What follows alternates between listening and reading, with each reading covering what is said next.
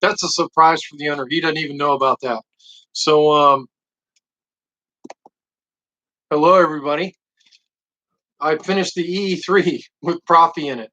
So this was a scary install because the owner of this paid a lot of money for this EE3, and I had to do all kinds of cutting on it to make the install work. Of course, there's plenty of room, a hell of a lot more room than on a lightsaber to fit in all the electronics.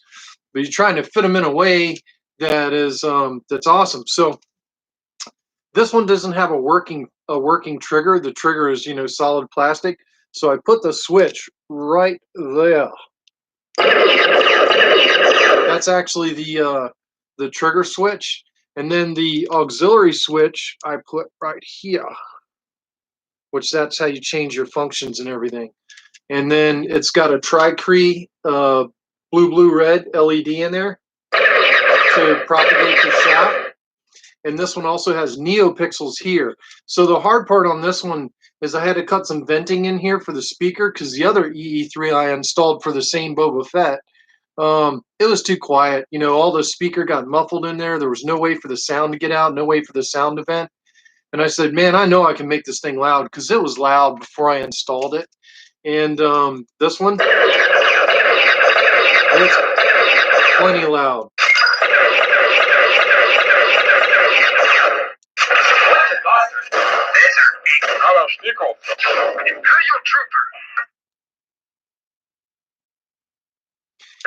Each font has music on it. This is like Imperial Trooper, like a Stormtrooper sound. Oh. Have you ever Imperial Trooper? Let's try it again.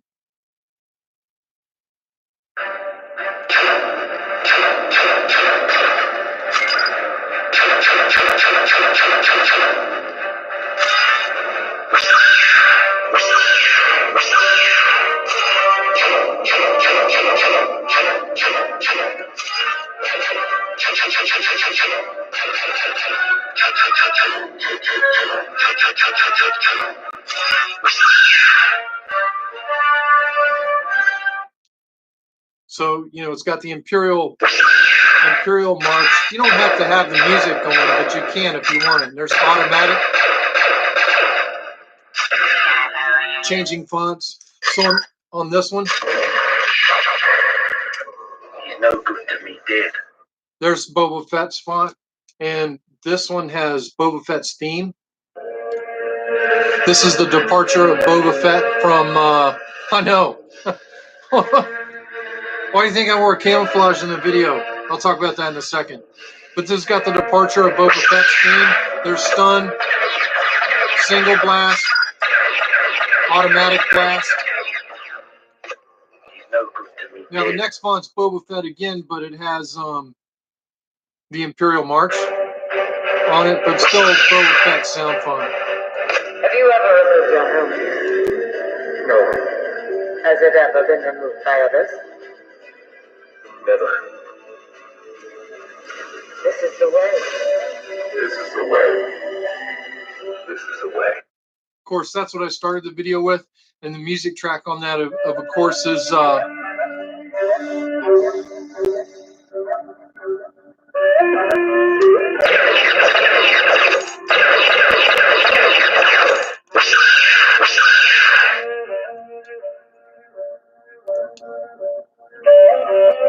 The theme from The Mandalorian. So, no, you know, the funny thing is, Joe, is I've had a blast even playing around with this thing. I've even done some weathering on it. The owner doesn't even know about all that. And I still have some finishing touches to do on this thing, on the weathering that I did. But no, he's gonna poo. He is gonna poo once he sees that. This is for a Boba Fett in the 501st Legion that's based out of Wilmington, North Carolina. He's not yet approved, but he's about to be. Now, I've already installed an EE3 for him. So this will be the second EE3 I've installed for him.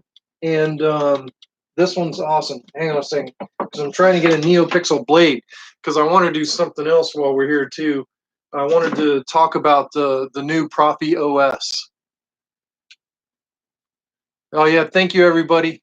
It's awesome. So yeah, you know, that Proffie Blaster file, I want to talk about real quick. Give some kudos to everybody that worked on that on the Rebel Armory in Professor Oren's lab. The key guy behind it was Deodad Josen. He actually wrote the prop file, and Frederick did a lot of editing. Frederick Hubenet did a lot of editing on it. And what the coup de grace was after it was all done. Hey Kyle, the coup de grace is once all that was done, the initial coding is James Rocco. He fixed, there was a problem with the button. So when you're going to start the music track, it always sounded reload first. And James Rocco changed the button presses so that, you know, the music is a long hold, where a reload is just like a 2-second press of the auxiliary and then it reloads.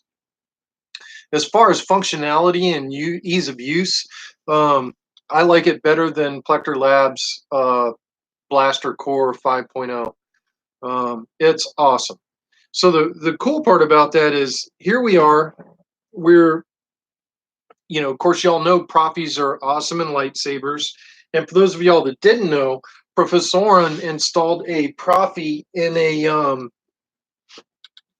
I'm trying to get the blade in here while I'm talking to you guys. Professor Oren installed the Proffie in a detonator, in a thermal detonator, and you know, he did a video about that a while back, and of course he has the prop file for the thermal detonator. And when we were working on this new OS, which I'm going to show you some stuff on the new OS right now, which is pretty cool. You know, he wanted to include a prop blaster file in the new OS. So I did some initial testing on that. Some of those are posted on my YouTube channel. Some of it's been on Facebook. But my test rig for that was kind of insane. There's not much left of it because I had to take it apart. But, you know, there was my test rig. That was what was driving Jeff Birch crazy. That was what's left of my test rig. But anyway, that's my bench test board. I use that for a lot of stuff. But I want to talk about the new OS. Have you guys installed or seen any sabers with the new Proffie OS that just got released? It's been in beta for like 2 months because there was so much crap, including the blaster. So the new Proffie OS supports blaster installs, like you just saw me demonstrate at the beginning of the video. But it also supports, you know, color changing now without using a fork. And I want to talk about forks tonight too. And forks probably going to be one of my next videos. But I'm going to go ahead and yeah, you know, there's still a lot of work that needs to be done on the blaster thing. Look, Plector Labs, their Blaster Core 5.1 and the support it has for the OLED displays. Proffie supports OLED displays, but not in the way that Plector Labs does. But I think it's just going to take some coding, and then we can get Proffie displaying how many shots are remaining, and, you know, empty and reloads.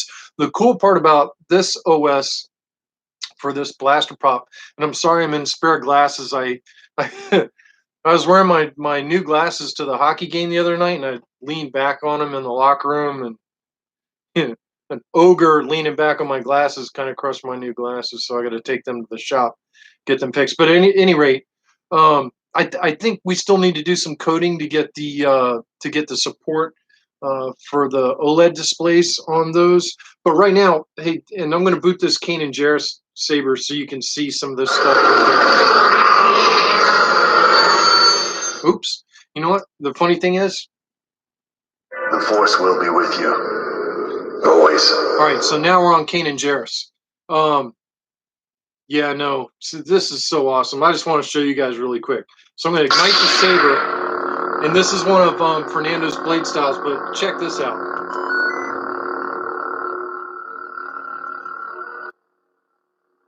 I don't know how good that's going to come out on video. Hopefully, you guys can watch the reflection over my shoulder here in this Revenge of the Sith poster, and you guys can see the color change. But as you rotate the saber, the color changes. So there's like a light blue. I'm going to lock that in. And then once you lock it in, it's there.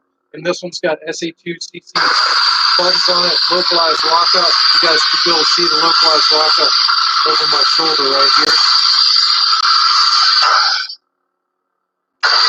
And it's got random flash, and the blasters are the traditional. Yeah, this is FET 263 blades. FET 263 did these blade styles, but man, that's so cool that now in the normal operating system, you can change colors on the fly. So that's so awesome. I'm already using it. Holy crap. Frederick's a genius. Now, the only thing that I haven't learned how to do on the new OS yet is to change the blade styles, and I'm pretty sure that can be done, but I don't know how. And I know that Matt McGreary, who is SA2CC, he's the one that does the fork that I've been installing, and most of my sabers had the SA2CC fork, which the unique thing to Matt's fork was the voltage peak. 3.84 volts. So this one's got voltage speak. So I've got Matt McGreary's button sets on the new OS, which is pretty cool. I do miss some of the aspects of Matt McGreary's fork, like it enables that force lightning lockup that Fernando did. So it's a second lockup style, which is pretty cool. I hope that Matt's going to be working on that on the new version of the fork for the new OS. But holy crap, the new Proffie OS that's out there is incredible. It is awesome. Sorry about that. But it's incredible stuff. You know, between the enabling blasters, and of course you got if you want to make a thermal detonator, it has a prop file for that. So with this one little board, you know, you can do all that. And this is a Proffie 1.5. So then the question a lot of people always ask, well, will the new OS work on a Proffie 1.5? Yes. It'll work on a Proffie 1.5. It'll work on Proffie 2.2. It'll work on Teensy Saber V3. Oh yeah, Dan. Proffie sabers are kind of like a whole different ball game. I mean, you know, they're definitely out there. So, you know, I'm going to have a bunch for sale soon. I'm hoping tonight. I'm hoping that tonight I'll be able to get the videos shot for the three sabers I'm going to be selling. So I'm going to have a cross guard that comes with the Koyans and the main NeoPixel blade. And a removable 18650 battery. It's already set. It's got Proffie in it. It's awesome. I'll have this Kane and Jarrus saber. This saber is going to be for sale. So those are my two Proffie sabers that are going to be for sale. This is a Ultra Sabers Kane and Jarrus, and I still got to build a blade plug for this one. But I did the config on it today, and you know the config file is awesome on this thing. It's pretty cool. And user adjustable, the way I programmed it. If you want to change the fonts, it's easy to do without touching the programming on the Proffie. And the cool thing now is, you know, when you change blade styles on the Proffie on the new OS, you can change blade styles in whatever color you lock in. When you turn the saber off, retract it. Hell, even if you put the kill key in, it remembers the color. It remembers it's just like CFX. Not only that, it remembers what font you turn the saber off in. So, you know, I turned the saber off in A New Hope training, and when I turned it back on, when I pulled the kill key out, it was still in A New Hope training, and I'm like, wow, that's freaking awesome. So the a bonus to this, and this was I got into this talking about this on the last Megtooth Monday Live, and I didn't finish it because somebody asked some other question. But the bottom line, what makes this new Proffie OS so incredible, and it was so hard to convince Frederick to do color changing and state saves. But the fact of the matter is now for installers like me, and for Jeff Birch and other guys that are installing these Proffies, now we can set up these soundboards so that you can change fonts. All you do is pull out the SD card and put whatever font you want, whatever bank, and as long as we set up all those banks as color changing blades, then you can just change the blade to whatever color your sound font's in and lock it in, and you're good to go. So it really makes it more end user friendly.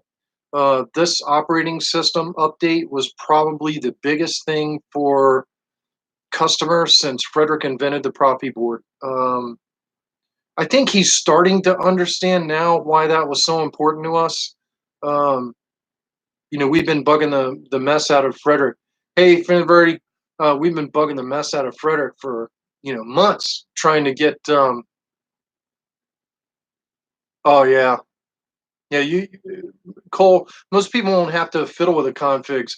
I'm almost thinking that, and I'll bring this up with Frederick on the TRA and probably with Cal. I know Cal's really busy right now, but I think in the future, if we just program Proffies with like 12 banks, including the SD cards, and put all the stock fonts in the 12 banks, and then program it with color changing blades on all 12 blanks, you could sell them just like that, and nobody would ever have to. All right, Finn, I appreciate it, and nobody would ever have to mess around with the configs or the programming unless you wanted to. And me on my personal savers, I'm always messing around with the configs and trying to make them better. But this was just an epiphany. This whole new operating system is just so cool. I'm so happy with that. Here, I want to show you all. Okay, so like that first blade. Okay, so when the kill key's in it now, so I'm going to take out the kill key. I am Kanan Jarrus, Jedi Knight. And it's in that first font. So let's do this. Let's change it to red.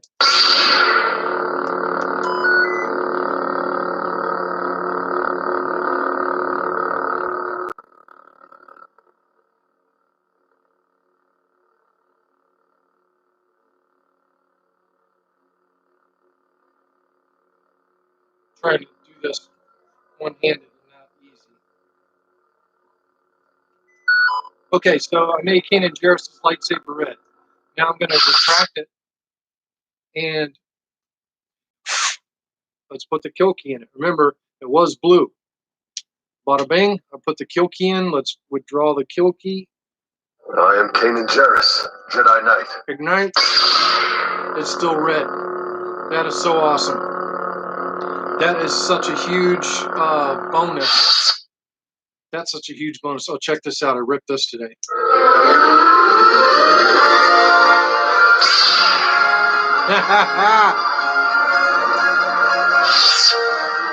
And that blade's not supposed to be red. Let's change that.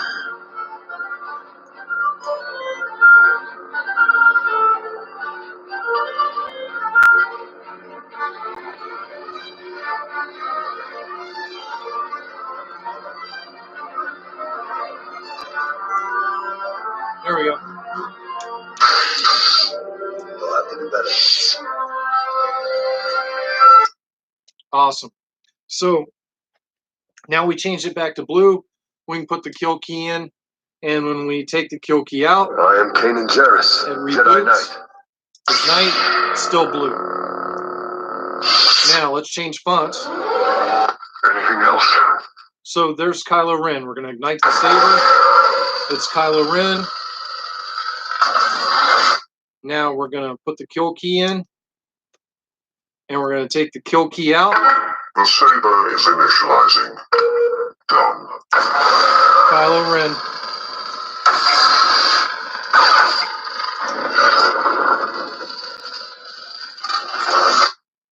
That's awesome. The cool thing is now like everybody's boot sounds are going to work. So whatever font you turn off the saber in,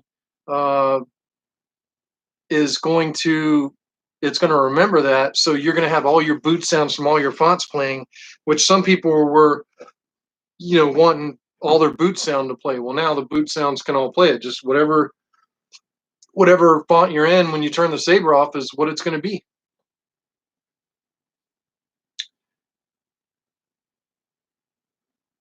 You broke off the micro USB on one of your Proffie sabers today and can put off switching out the board thanks to color changing. Yeah, hopefully, Cole, it was already programmed with the new OS compliant color changing blades. And if it was, then you're golden. And how I'm now programming my Proffies for customers and commissions and people that buy my sabers is and I have 12 banks. Now, on that saber, I do have a Keen and Jarrus. Oh, that's awesome, Cole. Then you're in business. Then you don't even have to worry. If it was programmed with new OS compliant blades, then who cares? You don't even need the programming port.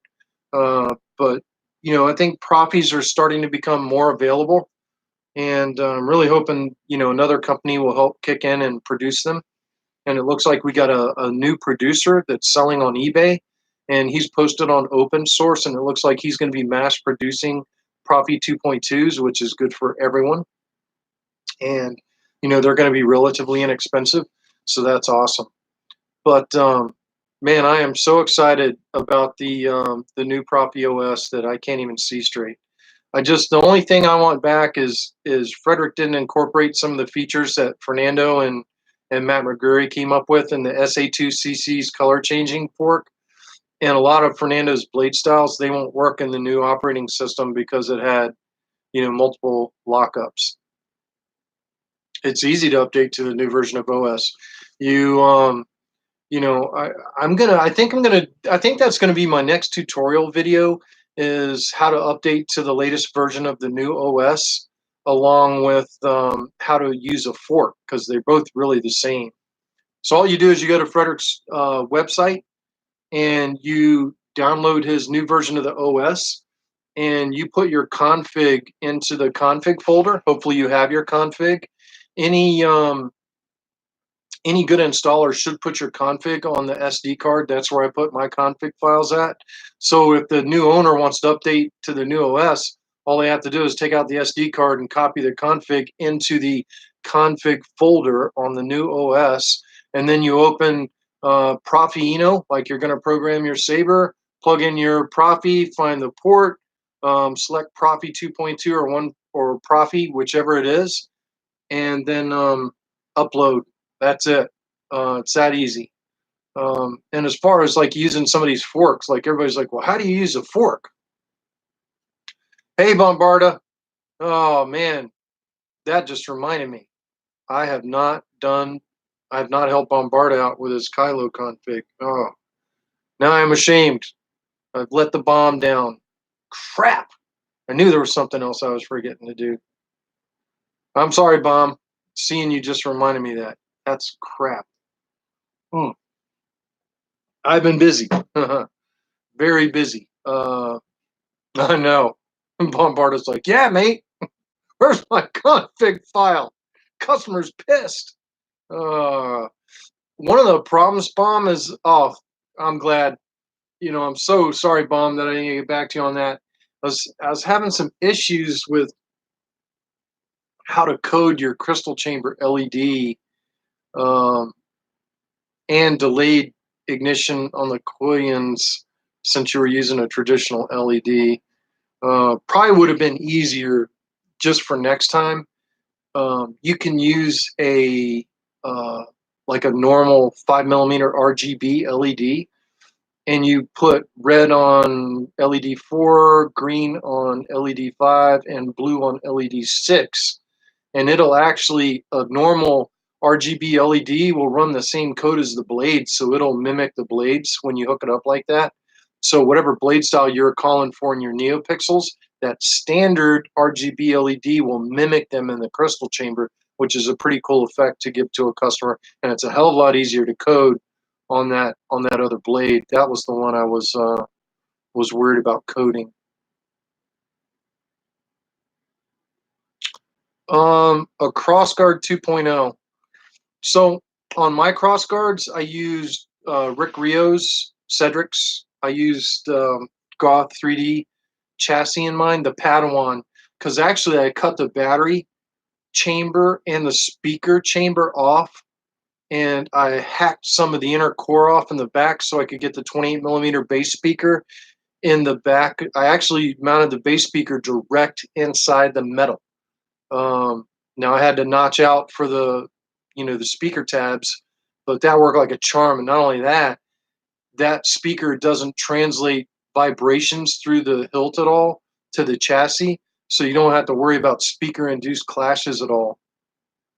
I think Fernando has a tutorial on how he cut down the aft end on the Custom Saber Shops forum, and I think he put it on TRA too. And I kind of did what Fernando did, but I went a step further. I mounted that speaker right in the core, right in the metal core. And then the only thing I used on Goss chassis was the actual board mount, and I actually mounted the board. Hang on a minute. Let me get my crossguard out. Oh. So, here's the hatch. This is a crossguard 2.0. So here's the hatch. The board's actually mounted up here in the forward section.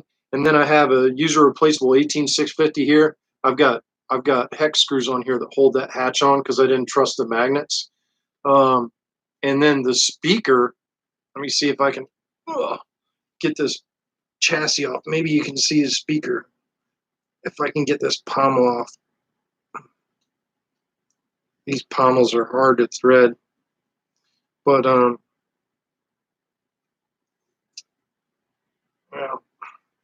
I'm not going to be able to get the pommel off to show you the speaker. Oh, you know what's holding it up? The wire. The red wire was holding it up. So I'm going to pull the pommel off.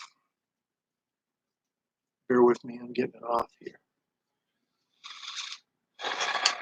All right, so there's the pommel, and then there's the speaker, which is mounted directly inside the core, but you have to cut the core back, or this touches the speaker, so you have to cut the core back to allow for some room for the speaker to stick out. And other than that, that's all you have to do. So the speaker mounts. But yeah, I used Goth Padawan chassis, but the only thing I used on this whole chassis was just the section where the board went in. And then, like I said, that part of the chassis is mounted up in this portion of the Saber. And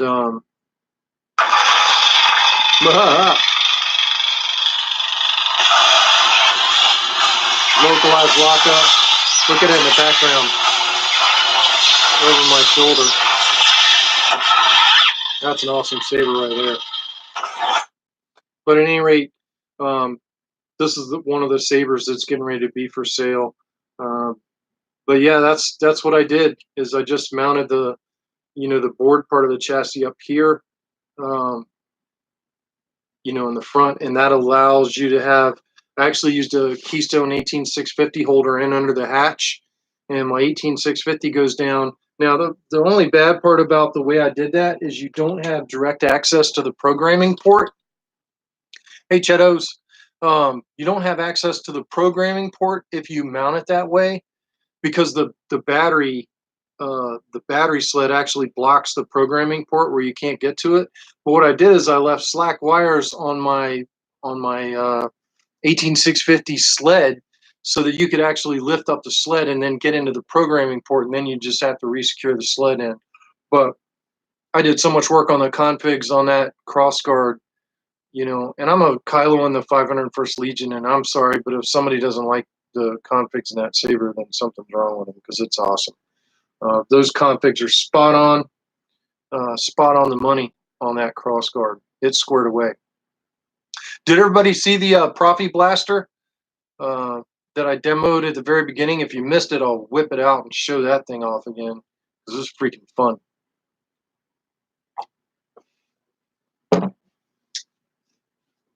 Proffie Blaster. So this is a Boba Fett EE3 that's installed with the brand new Proffie OS and the Blaster Prop File, which is awesome. So this one, the way this prop was made, this trigger doesn't actually work. So I wasn't able to, normally I mount a button behind the trigger when they have working triggers. But what I did do is I was able to slide a button right there, kind of hidden. So when you're holding it, and you can tell that I fire guns for a living, because that's the way, my finger's up here on the frame unless I'm on target and trying to, kill somebody. But at any rate, there's the button there, and then there's another button right here that's mounted in one of these scope mounts right there. That's your auxiliary button. And then, bada boom, there's stun.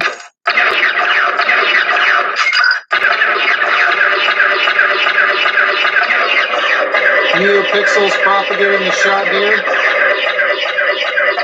It's a 2.1 millimeter recharge port with a rotating kill key.